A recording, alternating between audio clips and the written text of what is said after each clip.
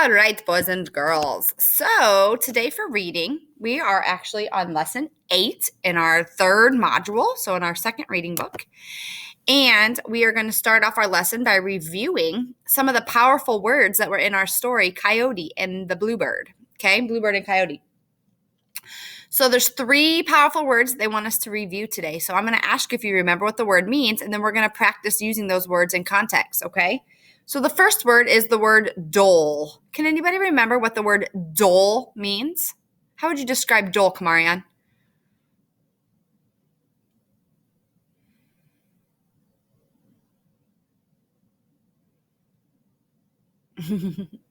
Trying to unmute your mic. Gray. Gray is a color that's dull. You're right. Anybody else? Cameron, how would you describe dull?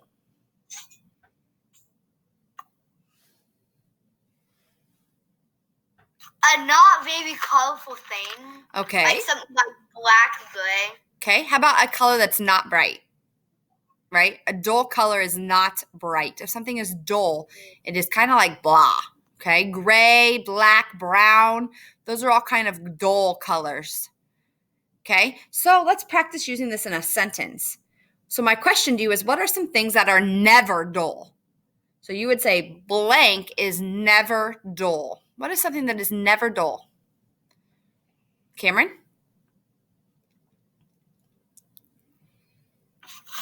Blue is never dull. Okay. Kamarian? The rainbow. That's what I was thinking. A rainbow is never dull. It's always going to be bright colors. You've never seen a gray rainbow, have you? I haven't either. So that would be a great one. Ariel, what about you? What's your idea? Light blue. What? Light blue. What about light blue? Bright. Light blue is bright. Light blue is bright? Okay, so I like the idea of like a rainbow is never dull. The sun is never dull because it's a bright yellow, right? Is the sun ever not bright? It's always bright, isn't it? If the sun is out, it's bright. Okay, so the sun is never dull. A rainbow is never dull. Okay, and there's certain colors that you would say are never dull. All right, here's the next word we're going to review. The word thank. Can anyone remember what that means? Thank. Kamarian, what does thank mean? Thank you. Yeah, if you're telling somebody thank you. If you are thanking somebody, you are showing them that you are appreciative of something they've done for you, right? If you say thank you, you're telling them that you appreciate it. Okay? When would you thank someone? So you're going to say the sentence, I would thank someone when blank. So when would you thank someone? Who, me? Anybody. I would thank someone if I would thank somebody if the game like that. If they did what?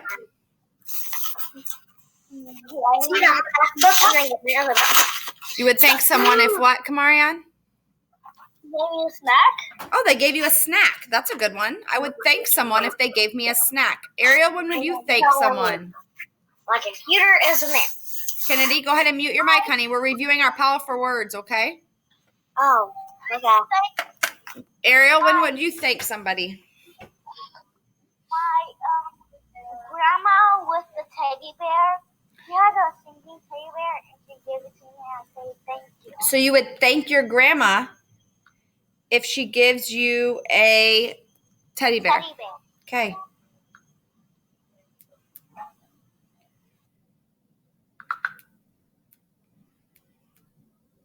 Okay. Here's the next one. Once. The word once. Who can tell me what that means?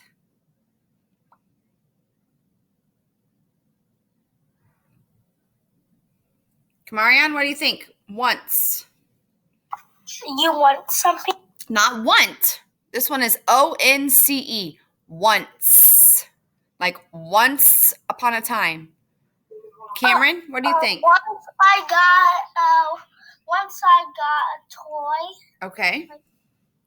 Cameron, what does once mean? Like I would do something once. Yes. So once is going to tell you when you're going to do something, okay? So once is like once something is done, something else will happen, okay? Once is if you do something once, another thing happens. You do it right after it, okay? So for example, what do you do once you wake up in the morning? So right after you wake up, what do you do is what you're saying. So you'll say, once I wake up, and you'll tell me. Kennedy, what's something you do once you wake up? I You have to say the whole sentence. You have to say, once I wake up, Once I wake up, I say good morning to my brothers. Okay, good one. Once she wakes up, she says good morning to her brothers. Kamarian, what do you do once you wake up? Once I wake up, I brush my teeth and go to school. Good. Or this morning, once you woke up, you got on your Google Meet, huh? For your morning meeting? All right, Cameron, what do you do once you wake up? I eat breakfast.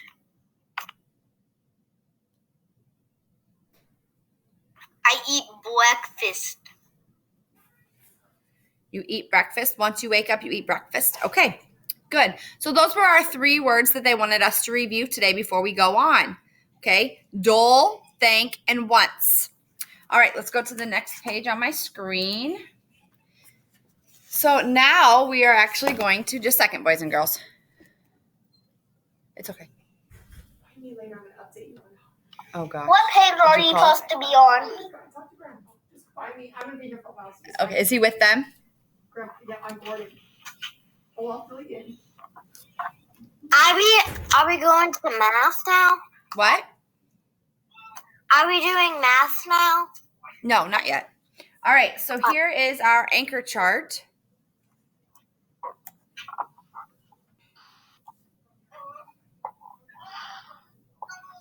That we're going to learn about today. Okay, this is a new anchor chart. We haven't seen this one yet.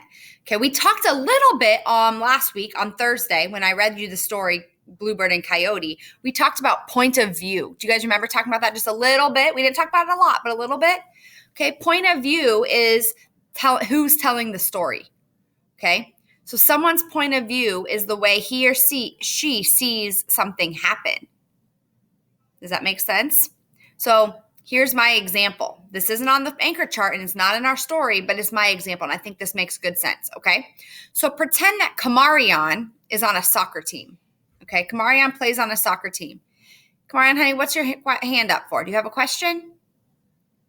What page are you supposed to be on? I haven't told you to be on a page yet. You're just watching my screen until we're on reading. So you're not supposed to be on a page yet. You're okay. All right. So pretend like Kamarian is on a soccer team. Okay. Kennedy goes to watch the soccer game. She sits in the stands on the bleachers on the side of the field, and she's watching the soccer game. Okay? So Kamarian is a player on the field, and Kennedy is a spectator in the stands. So a third person point of view is someone who is not in the book. They're not a part of the story. They're just telling the story. So that would be like Kennedy. So pretend like if Kennedy is telling the story of the soccer game, but she's in the stands just watching the game. Is her story going to be a little bit different than if Kamarian is telling the story and he's a player on the field? Right? That's going to be different. It's the same exact game and the same exact day and the same exact field, but it's going to be different because Kamarian is a part of the game. Kennedy's just watching the game. So that's how it is sometimes when the different characters tell the point of view, okay? Third person would be somebody outside of the story that's just watching telling the story. And first person would be like a player, like Kamarian. It would be a player or a character within the story. So if somebody is first person telling the story, they're going to use words like I, me, or my to tell the story because they're a part of the story. They're saying, I was dribbling down the field. The defender came and tried to stop me, but I scored a goal and made my very first soccer goal. Okay, he's telling the story, but he's using words like I, me, and my. If Kennedy was telling the story, she would say Kamarian was dribbling down the field. The opposing team blocked him, and he was or tried to block him and it didn't work. They didn't stop him and he scored a goal. Their team won. So she's using words like he, she, they, or like first names of people. Okay? Because she's not in the story. It's not happening to her. She's just watching it happen to somebody else. First person means that they are in the story. Does that make sense to everybody? Okay. So there's two different points of view, and it all depends on how you're seeing it. How you are viewing this story is how your point of view would look. Okay? Third person and first person are the two types of point of view we're going to learn today. So today, as we're reading, as I go back and we look over the story, I want you to keep in mind this point of view. Okay, I want you to think, is this being told in third person or in first person? Is this person that's telling the story a part of the story or not a part of the story? Does that make sense? Okay, now you may turn your page to page 44 in your reading book. Page 44.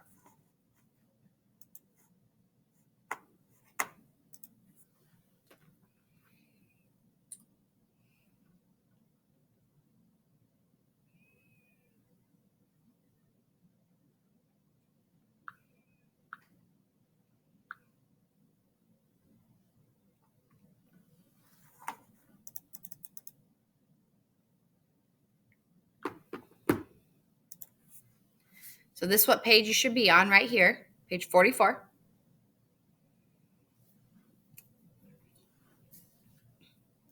All right. So remember the skill that we're practicing is point of view today. All right. I'm going to read this question to you or this page to you first, and then I have a question over it. So it says, Graybird did this. Then she was blue. Thank you, Lake. Long ago, Coyote was green. Coyote saw Bluebird. How did you get your color? Asked Coyote. I will tell you, said Bluebird, and she did. Okay, so let's think about page 44, where the bird is changing colors. Is the narrator of this story a character in the story or a character watching the story? Raise your hand, Cameron, and tell me. Cameron, what do you think? Watching. You're right. So is that first person or third person? Third person. Good job. You guys got it. Third person. Yes, I like my tooth. How do you know this, Cameron? What words or how do you know this? Because it says she. Good. It's using words like she. Did it say I did this, then I was blue? Nope. It's saying she, right? The gray bird. It's talking about the gray bird. So use your pencil for me right now and circle the word she on page 44. Because that is the word that tells us what point of view this is being told in. Use your pencil and circle the word she. I have it down already. Good. Like read the book. Good. Maybe I had you do that. What are we supposed to do? You might already have it circled, but if you don't, circle the word she, because that is a word that tells us what point of view this story is being told in. All right, next I want you to turn to page 48. This page.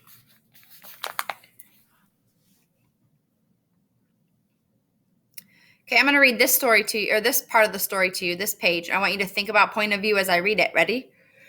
Coyote got up. Now he was all dusty and dull. To this day, Bluebird is blue and Coyote is dusty gray. Okay. From which point of view is this part of the story told? Kamarian? First person or third person? First person. Is this somebody in the story or is it somebody watching the story? Third person. Third person. Good. Third person. And how do we know that, Kamarian? What words in this what words on this page tell us that this is being told in third person point of view from somebody not in the story? What? Look through the words. Which one? Kamarian, listen to me. What words on this page are going to tell you that whoever is telling the story is not a part of the story? There's someone watching the story. First person? It is third person. You already told me it's third person, but what words on this page are telling us that? Second? Kamarion. Kennedy, what do you think? Help Kamarion out. No. He. He is on this page. Do you guys all see that? It says now he was all dusty and dull. He is not saying I was dusty and dull, or it didn't say I got up. Get over there. It's somebody outside of the story telling the story, right? So everyone, will you use your pencil and circle the word he on this page? Because he is I already did. good. He is a clue that this story is being told in third person.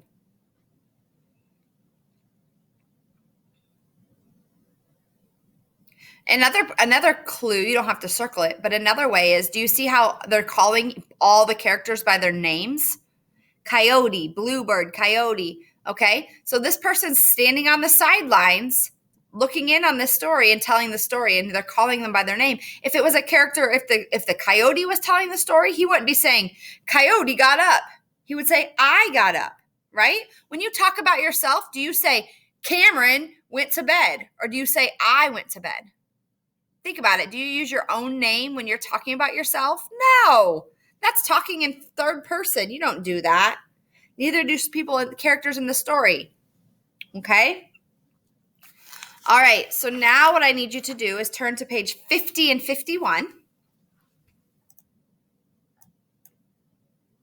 I gotta go somewhere. Okay.